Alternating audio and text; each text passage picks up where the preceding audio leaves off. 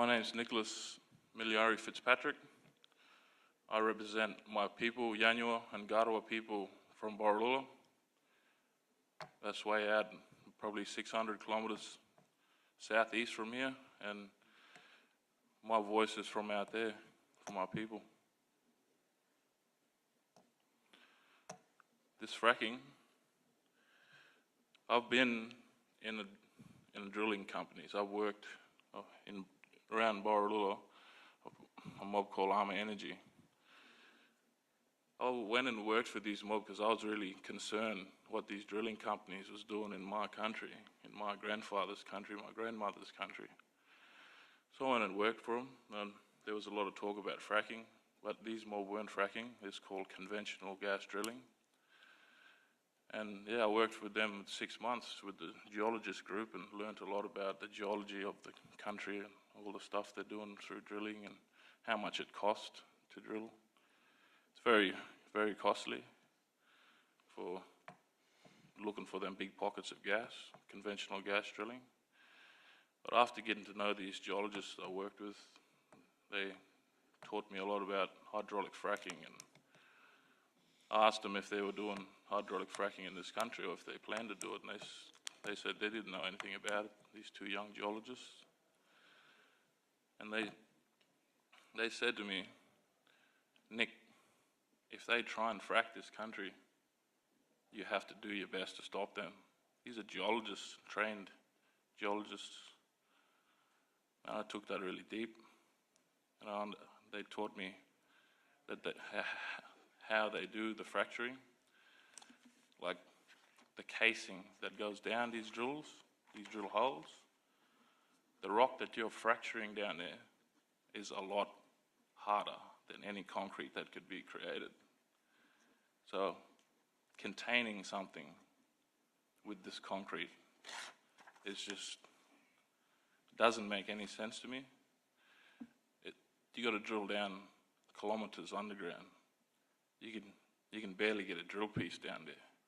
How are you going to contain something that explodes underground, 5 kilometres underground? How are you going to get down there and see what's really going on and tell the people what's really going on?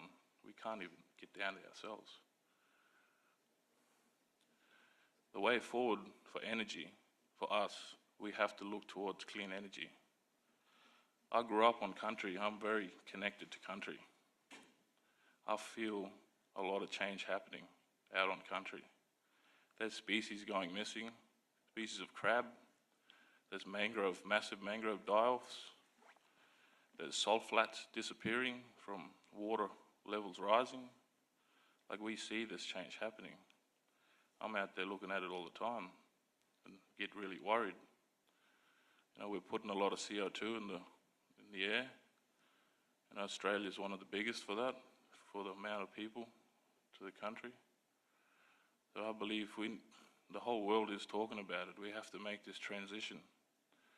Conventional gas drilling, it's proved safe in the past, costly. These companies want to go and find this shale gas because it's a lot cheaper. That's all it is. They don't want to spend money finding these big pockets conventional gas drilling. They just want to get down there, blast this shale gas and just collect it all. And they're not thinking about us people on the country. We're the mob that's going to be first impacted with all this stuff. And look, someone said to me, we need a voice in the bush to come and speak. I've been working with a company, a climate action company, AYCC and SEED. I'm not representing them here today. I'm representing my people, Yanyuwa people. But we recently just had a power shift down in Melbourne, and it's a gathering of about 1,000 young people from around Australia, all colours. And we are all concerned about this and trying to make the transition into clean energy and renewables. And I believe here in the NT, we have to push these companies back and tell them we don't want fracking, and we need to create big solar grids. We can create jobs from solar. We can start feeding our place up here, and we can do tourism better. We need to look after our country. This is the last frontier. Tourists love the Northern Territory. What, you think they're going to love it if we fracture the place? And gas leaks everywhere? No, they're going to move us all from the bush. They're going to move us all into the city. We're all living in the city while mining companies can do whatever they want to our backyard out there. It's been contained. It's poison site. No people can live there. That's what fracking is going to do. It's going to open the gate for all these other mining companies to come in, because we're the ones blocking on people living on land and looking after land. Like, I believe tourism is the way forward as well as solar energy.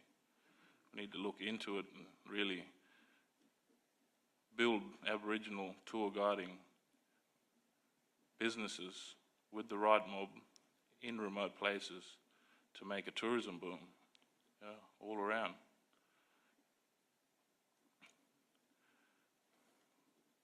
I don't know, I'm just a real passionate young fellow, and I feel that it's hard to get me out of my country. I love it out there. I'm a saltwater man. But when I start to see change happening in front of my eyes, I travel. Like this power shift we done down in Melbourne, I just travelled from Borroloola, Darwin to Melbourne, Melbourne to Darwin, Darwin to Alice Springs, Alice Springs back to Darwin. And I was a bit late getting here. That's because I just got here. I've been doing a lot of movement, and it's for the future. We have to look after our territory. We can't let these mob come in and push us around. For the gas, we can still do a bit of conventional gas drilling around the place, I believe, because it is a cleaner energy to the carbon. It's half as much it puts out there. So that's still a way there, but not fracking. That's just benefiting the mining companies and leaving us with wrecked country. Now water is very precious. If a TO signs an agreement 200 kilometres from us, them big water tables down there, they go way past 200 kilometres. So one TO or one group of one clan group could actually wreck land for about 8 clan groups around it. That's going to start a lot of trouble. You can't contain this thing like you contain conventional gas drilling. This thing is just, you're breaking rock. That's the hardest thing in the world down there. It's really hard rock. And I feel that I had to just, come to make it to this fracking inquiry. I had to come back up all the way from Alice, keep driving. So I have to get my voice out there and heard, because I see change happening. Thank you. Thank you very much. Mr. Fitzpatrick, and rest assured that we're just glad you're here, so don't worry about being late by any means. Now, does anyone have any questions at all? We'll start with Dr. Ritchie and then work our way down. Nick, if it's okay to call you Nick. Yes, good. What would help this inquiry, and we've asked some of the old people, but they're getting the cross-cultural communications often hard, and I'm just putting it to you, to get this inquiry to understand how culturally important the underground is, as well as the surface. And I think everybody understands the importance of the surface, and that's where all the food sources are, that's where the features that form the sacred sites are, all that. But underground, we were saying, well, and I think we've had a few questions, and if you're authorised to be able to sort of just talk a bit about that to us, I think it would be very helpful. Yes, well, the biggest ceremony in the Northern Territory that I know about in my region, it stretches from Doomadgee, Tennant Creek, Borroloola to Roper River, and it's called a Gunabibi. This Gunabibi is a spring, but it's a rainbow serpent dreaming, and it's a really powerful one that connects all of these clan groups together and have one big ceremony. That spring, that rainbow serpent spring, moves underground. It's not on the surface. It shows up on the surface a little bit here and there. This thing moves underground. You stop that water over in Borroloola, it's going to stop at Mataranka. This is the same spring moving underground. This is a huge significance to our underground as well. Them springs are moving through there, the water. And it's very important to our culture. If you cut that spring off, the biggest ceremony, the Gunabibi of the Northern Territory, will shut down, because then our story is in the land, and you take that bit of that land away, you take that part of the story, you've got a missing part of the story. It stops where that missing part is.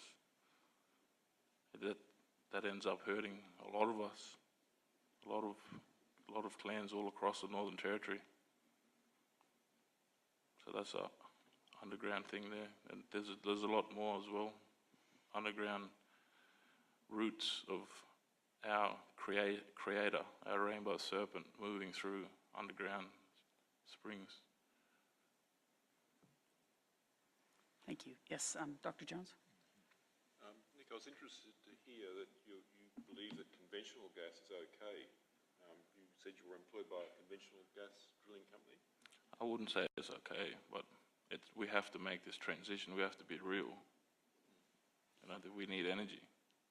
So you think that conventional gas extraction is much safer than fracking? I believe it is much safer, yes. Is that based on your lived experience? Through work, yeah.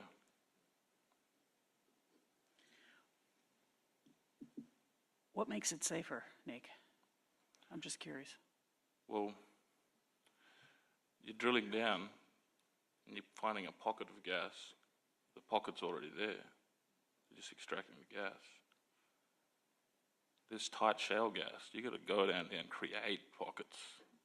You're moving earth at a really massive, like hydraulic level, so much energy to break this rock down there and make these big pockets.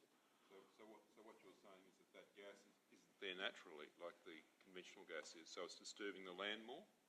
It is disturbing the land more, I believe, yeah.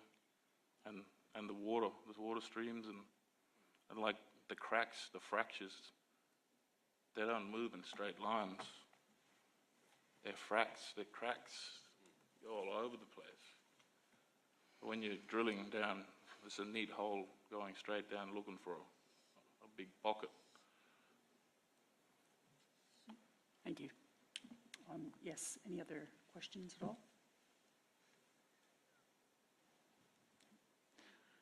Thank you very much, Nick, for coming today. We're grateful. You have had a very busy time and done lots of travel, and we're grateful for your presence here today. Thank you. No worries. Thanks for hearing me. Thank you.